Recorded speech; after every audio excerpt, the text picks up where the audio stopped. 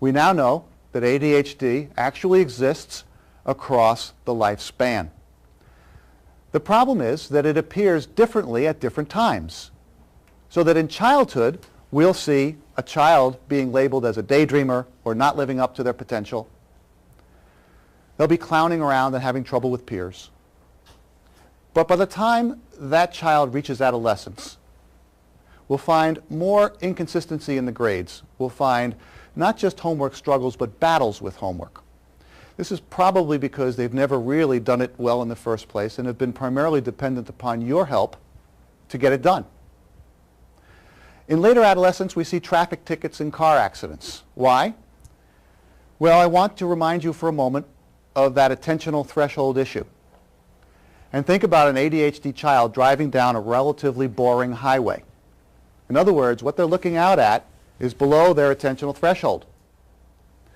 But they have a remedy for this now. The ADHD driver can now remedy this and bring that attentional threshold, bring the events right up to that attentional threshold very quickly. It's called the gas pedal. In other words, you step on the gas pedal and everything becomes a whole lot more exciting. Up over their attentional threshold, where they're a player. So driving becomes like a video game. And this is also why they get speeding tickets, moving violation tickets. Sometimes you'll also find they get little fender benders, little accidents where they're stopped but they're not really paying attention because they're busy looking at everything else around them. Or they're trying to find their favorite radio station and boom, they hit the car in front of them. So these are the kinds of things that we see in later adolescence and early adulthood. Early adult issues, not going to college or partially completing college, not measuring up, lying in half-truths. I'll come back to that in a minute. Employment records poor, having missed many opportunities because they don't follow through on the things they've committed to do.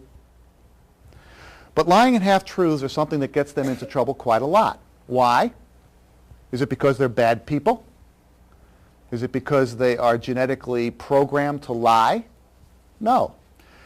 I believe that it's a reasonable strategy that if just about everything you do gets you in trouble, why not lie and get by with as much as you can? So if you only get yelled at half the time, that's better than getting yelled at all the time.